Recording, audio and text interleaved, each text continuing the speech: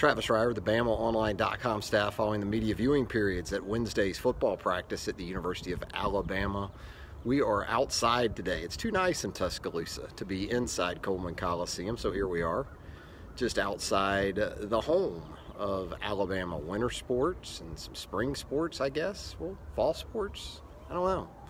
Anyway, we're outside Coleman Coliseum, again, on a really pleasant early April Wednesday afternoon. Alabama out there today in full pads, working through its 9th practice, I believe, of spring practice 2019, getting ready for that second scrimmage on Saturday at Bryant-Denny Stadium. You got the coaches clinic coming up this weekend. Freddie Kitchens and his triumphant return to the capstone. Freddie, of course, now the head coach of the Cleveland Browns. Baker Mayfield, Odell Beckham Jr., Jarvis Landry, Nick Chubb.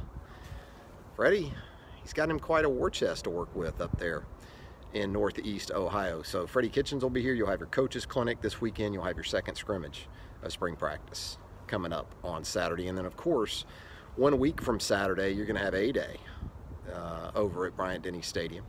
Should be a lot of interest in that. Hopefully the weather will cooperate. It's nice today here in Tuscaloosa. The expectation for the remainder of the week, though, not as pleasant beginning tomorrow with some potentially strong weather in west central Alabama. We'll see how that goes. As for today's practice, we did see Henry Ruggs back on the practice field, as you heard Nick Saban allude to over the weekend, or point to over the weekend, following the scrimmage on Saturday. Henry had a death in the family that required his attention, understandably so. Ruggs back out there with those wide receivers today. John Mechie, an early enrollee, creating some early buzz at that position, working behind Henry Ruggs out there today. Obviously Jerry Jeudy, Devontae Smith, Jalen Waddle, cast of characters there at that wide receiver position. So that was probably the biggest thing of note at practice today, was that we did see Henry Ruggs. Otherwise, about what you would expect. Spent some time around the outside linebackers today. A lot of teaching going on with Sal Sunseri and those guys. We've talked quite a bit about Eyabi Anoma so far this spring. Continues to be a work in progress. Not perhaps at the developmental stage that he was at when he first got here last summer, but certainly still, for all his physical gifts, a guy that's still learning. And Sal Sunseri, when you talk about a technician, a teacher, not many better in college football, whether it's either linebacker position or even the defensive front, which he coached at the University of Florida. Sal Sunseri, one of the very best to do it. So that should be a benefit to sophomore Eyabi Anoma. Anthony Jennings leading the way with that group still, paired with Eyabi Anoma. Terrell Lewis at practice today with a black non-contact jersey, just pretty much as a observer of practice out there, which you expect for the remainder of spring drills. The inside linebackers, we touched on that on Monday. Look like the same two guys up top with Dylan Moses and Josh McMillan. Mentioned this on Monday. A little different pairing with Markel Benton and Shane Lee, the early enrollee, and then you had the two sophomores, Ali Cahoe and also Jalen Moody there. So that was your inside linebacker pairings. Offensive line, didn't really see anything different there. We told you Monday, Matt Womack was back in the mix at right guard with that first group. So you had Emil Ekiyor working at left guard, Chris Owens still your center there. Although Ekiyor is a guy that can get inside and play center. If it comes down to your best three, involving a player not named Chris Owens, you can play Emil Ekiyor potentially at the center position. But right now, that seems to be the trio that they're looking at the most with that first group. And your tackles right now, I think you can pretty much etch it in stone. Alex Leatherwood on the left side, and then, of course, Jedrick Wills at right tackle. So that's kind of the bullet points for the media viewing periods out there on a Wednesday. We'll keep this one pretty short today, maybe. But if you got any questions or comments, we'll get to them.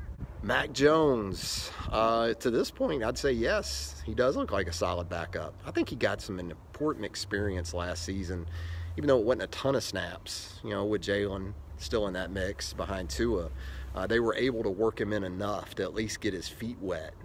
You saw him at places like Ole Miss. You saw him at even LSU there when Jalen was out in sort of an emergency situation. Not a ton of snaps, but I think that was good for him.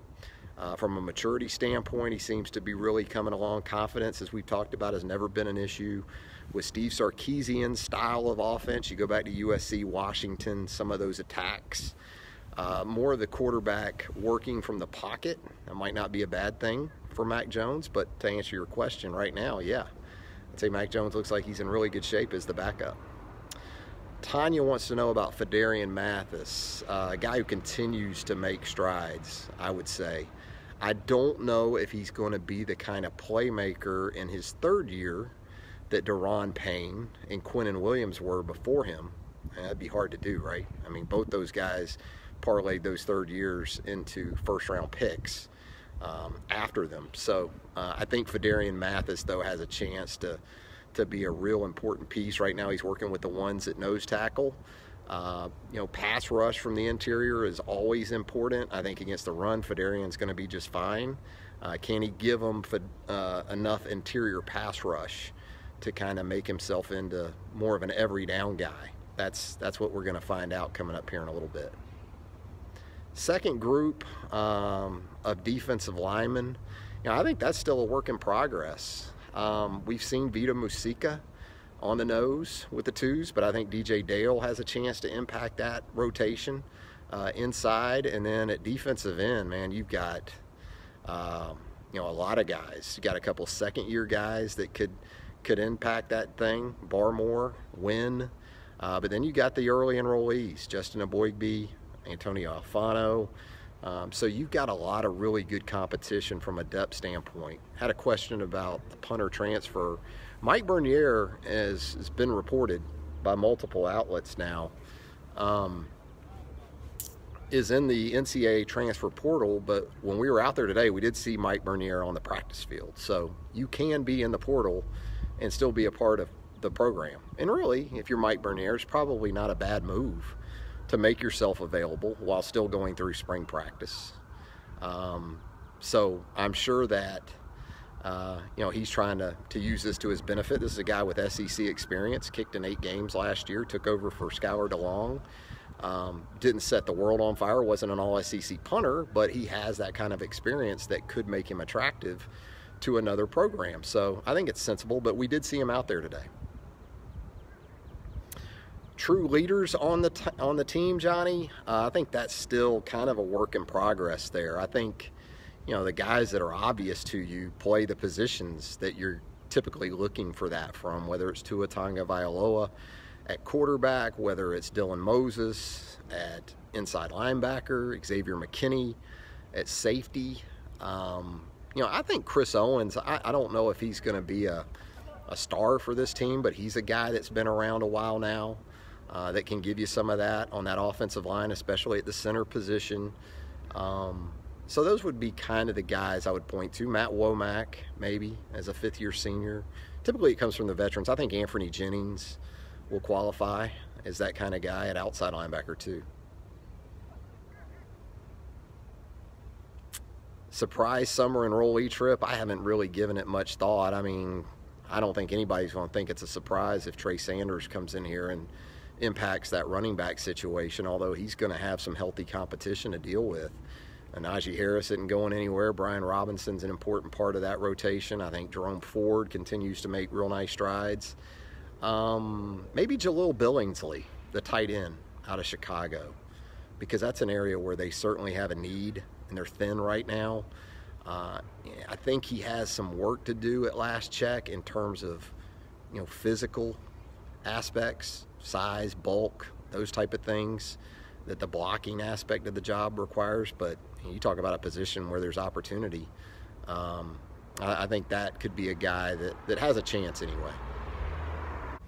Josh Jobe, it looks like, we talked about this on Monday too. I would say right now, if you had a top 3 corners, you know who the top 2 are. Patrick Surtain the second, Trayvon Diggs. Those are your top 2 corners. Josh Jobe right now has a real chance to be that third guy. He's in competition. They've got some guys there. Jalen Armour-Davis coming off the knee injury. Nigel Knott is a program veteran that you see mixing in there pretty prominently with those twos. So those would be the guys. Scooby Carter's got a chance too. I think Scooby Carter, as a true freshman, maybe not early in the season. Who knows, maybe. He's got everything you look for at the position to make a run there. And Mechie's getting a lot of buzz. Apparently caught a couple touchdown passes, Keith, in the scrimmage on Saturday.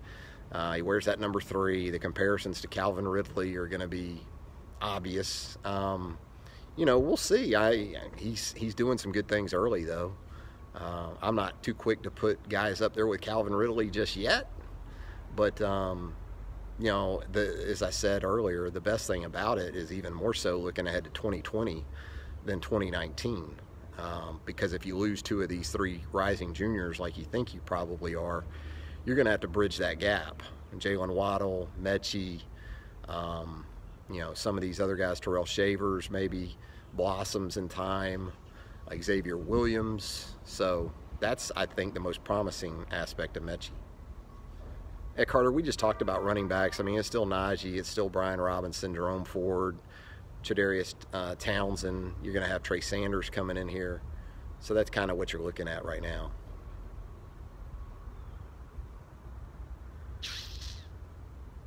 What else do we got today, gang, before we wrap it up? Sean, Trey Sanders isn't here yet. I guess that's the freshman running back you're asking about. He'll be here this summer. Anything else before we wrap? Fastest player on the team. That's been up for debate, it seems like. Although I think at the Junior Pro Day, Henry Ruggs maybe shut a lot of that down. Apparently in the 4.2s, something like that. Henry Ruggs can go. I mean, this is a guy with track credentials. Diggs looks good, Trez.